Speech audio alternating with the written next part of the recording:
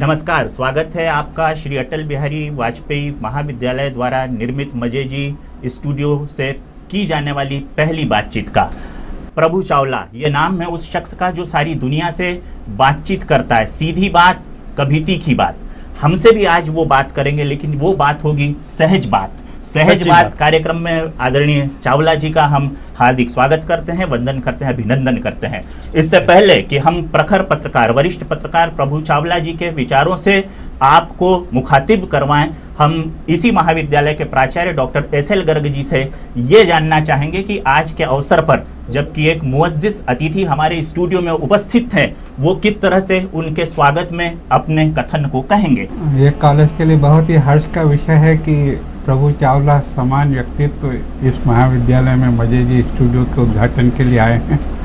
और जैसा उनका नाम है तो मैं तो ये कहूँगा कि प्रभु के दर्शन हो गए तो अब कोई चाहना ही नहीं बची। प्रारंभ में यदि प्रभु जी से हुआ तो मुझे आशा है कि ये स्टूडियो नई ऊंचाइयों तक छुए।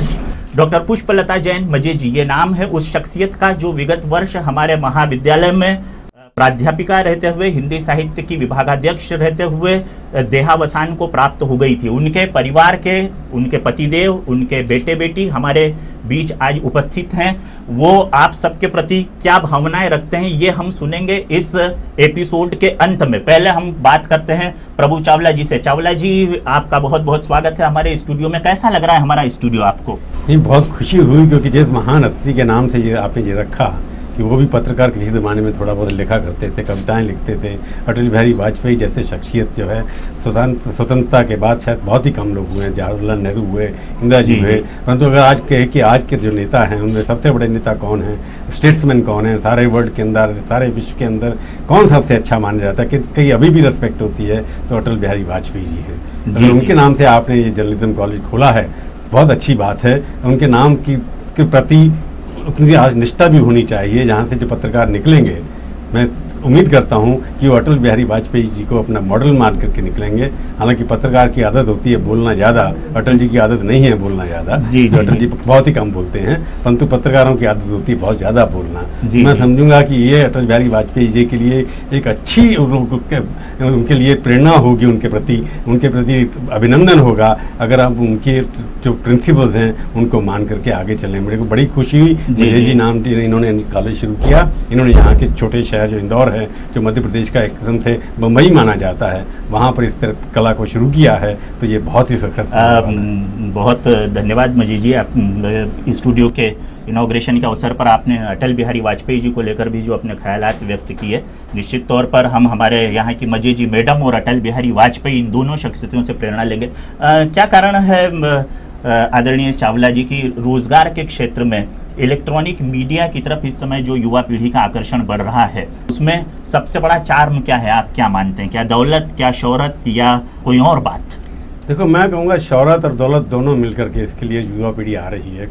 जब हम अखबार में या मैगजीन के लिए काम करते थे तो उसमें जो 25 साल जिस शोहरत को प्राप्त करने में लगे, आज के लोग 25 दिन में प्राप्त कर लेते हैं। तो उसकी वजह से यहाँ पर जर्नलिज्म में टीवी के प्रति आकर्षण ज़्यादा है। हम लोगों को मेहनत करनी पड़ती थी। आजकल के पत्रकारों के पास सूचना के बड़े सारे माध्यम हैं, वहाँ पर इंटरनेट भी है, आपके पास बाकी साधन भी हैं, परंतु हमारे को पत्रकार को जाना पड़ता था, घर घर में जा कर के, ऑफिस में जा कर के खबर खोजनी पड़ती थी। अब आप बटन दबाइए, कंप्यूटर में सारी खबर मिल जाती है, उसको पढ़ करके दोबारा लिख दीजिए। तो ये खतरा भी है, अच्छी बात भी है। हमारे पास सुविधाएं ज़्यादा हैं, परंतु उस हिसाब से टीवी जर्नलिज्म जो है वो पत्रकारिता के लिए एक चुनौती भी है कि अपनी आप साख बना करके रखते हैं कि नहीं, कि 24 घंटे अगर खबरें देते रहेंगे गलतियां ज़्यादा होंगी, उसकी वजह से साख भी पत्रकारिता की गिर सकती है। जी। चुनौती है टीवी जर्नलिज्म उन नौजवानों के लिए जो अपना कैरियर बनाना चाहते हैं इस पत्रकारिता के क्षेत्र में। चावला जी, पत्रकारिता के क्षेत्र में रोजगारों के अवसर को लेकर आप क्या कहना चाहेंगे? युवा पीढ़ी ने, छात्र पीढ़ी ने, हमारे महाविद्यालय में 5000 से अधिक छात्र होते हैं, वो इसकी तरफ आकर्षित आखिर क्यों हो? इस कैरियर में ऐसा क्या दैदीप्यमान है जो उनके भविष्य को स्थायित्व दे सकता है? ये एक बहुत बड़ी बात है कि आज जितने अखबार हैं, जितने टीवी चैनल, कोई भी विदेशों के अंदर या आप कहें विश्व का ऐसा देश नहीं है जिसके अंदर 900 चैनल को लाइसेंस मिला हुआ हो। जी जी। लगभग 250 न्यूज़ चैनल आज देश में चल रहे हैं। उनके लिए हमारे को हर किस्म के लोग चाहिए, लिखने वाले चाहिए, मॉनिटरिंग करने वाले चाहिए, एडिटिंग करने वाले चाहिए, तो हर डिपार्टमेंट में सेल्स के लोग चाहिए, मार्केटिंग के लोग चाहिए।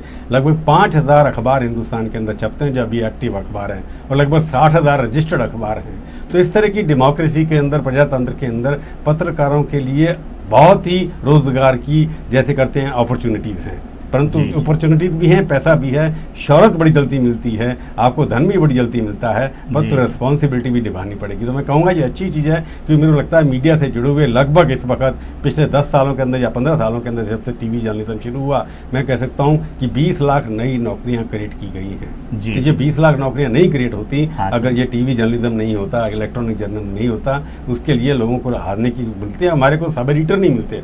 मैं अभी जब 1991 में एडिटर था इंडियन एक्सप्रेस का, तो सब एडिटर मेरे को बहुत मिलते थे, मैं चुनने के लिए मुश्किल होता था। आज सब एडिटर कोई अच्छा मिलता नहीं है, मेरे को लगता है कि किसको रखूं। तो क्वालिटी इतनी कम होगी क्योंकि डिमांड ज़्यादा है, सप्लाई बहुत कम है अच्छे पत्रकारों की। मैं समझता हूं ये बहुत ही अच्छी चीज़ है। इसके प्रति अगर पत्रकार अच्छी निष्ठा से काम करे तो फ्यूचर भी है, यहाँ पर आपकी साख भी बनेगी और शौहरत भी साथ में बनेगी। तो प्रबुद्ध दर्शकों, देखिए उस अदद सहज बात वाले व्यक्तित्व को जो टेलीविज़न के स्क्रीन पर आपको कभी तीखी बात और कभी सीधी बात सुनाते रहता है। चूंकि हमारे सहज बात कार्यक्रम के समय की सीमा है, इसलिए हम आदरणीय मजे जी की तरफ चलते हैं। राजेंद्र मजे जी, आप बताइए, आज इस अवसर पर जबकि डॉक्टर पुष्पलता जैन मजे जी के नाम से विद्यार्थियों के हितार्थ इस स्टूडियो का शुभारंभ हो रहा है श्री अटल बिहारी वाजपेयी शासकीय कला एवं वाणिज्य महाविद्यालय में, जो मध्य प्रदेश का सबसे बड़ा शासकीय महाविद्यालय है, कैसा महसूस कर रहे हैं आप?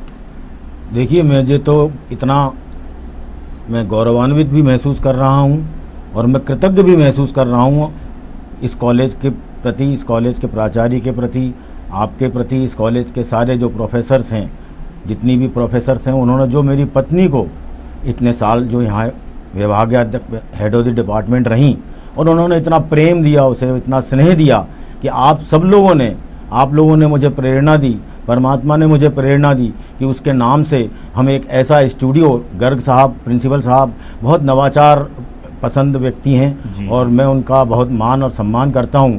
उन्होंने जब मुझसे कहा कि हम मैडम के नाम के एक स्टूडियो यहां पर बनाना चाहते हैं, जो मध्य प्रदेश में किसी भी कॉलेज में इस तरह का जर्नलिज्म डिपार्टमेंट में स्टूडियो नहीं है, मैंने उनकी उस प्रेरणा से, और परमात्मा ने भी मुझे प्रेरणा दी जी, और मैंने उनको हामी भर ली। मैंने कहा यदि इससे हमारे इंदौर के प्रदेश के बच्चों का जर्नलिज्म में, जैसा कि आदरणीय प्रभु चावला जी ने कहा कि जर्नलिज्म में रोज़गार की बहुत तेज़ी के साथ संभावनाएं और बहुत बड़ी संभावनाएं हैं, तो मैं उम्मीद करता हूं कि ये स्टूडियो जो आप लोगों ने अपने प्रेम और स्नेह मेरी पत्नी के साथ आपने व्यक्त किया है और उसके नाम से इस स्टूडियो को रखा है, तो यहाँ से निकलने वाले पत्रकार साथी, पत्रकार बच्चे वो अपना नाम हिंदुस्तान में रोशन करेंगे। और ये बहुत खुशी की बात है कि हिंदुस्तान के मूर्धन्य पत्रकार प्रभु चावला जी आज इसके उद्घाटन के लिए यहाँ पर पधारे हैं। मुझे भी उम्मीद है कि उन्होंने जो प्रेरणास्पद बातें यहाँ के बच्चों के लिए और जर्नलिज्म के छात्रों के लिए बताई हैं, वो बच्चे उनका ध्यान रखेंगे और जर्नलिज्म के क्षेत्र में इस कॉलेज का नाम हिंदुस्तान में रोशन करेंगे। Thank you ji. जर्नलिज्म के क्षेत्र में इस कॉलेज के विद्यार्थी नाम रोशन करेंगे, ये कहना है मजे जी का।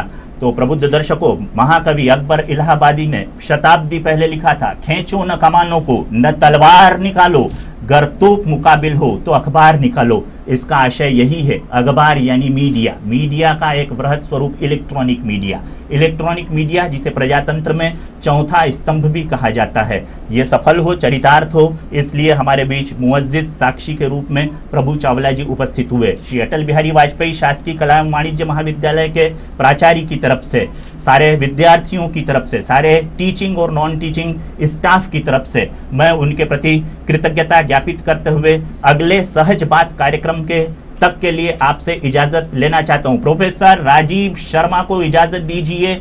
नमस्कार, धन्यवाद।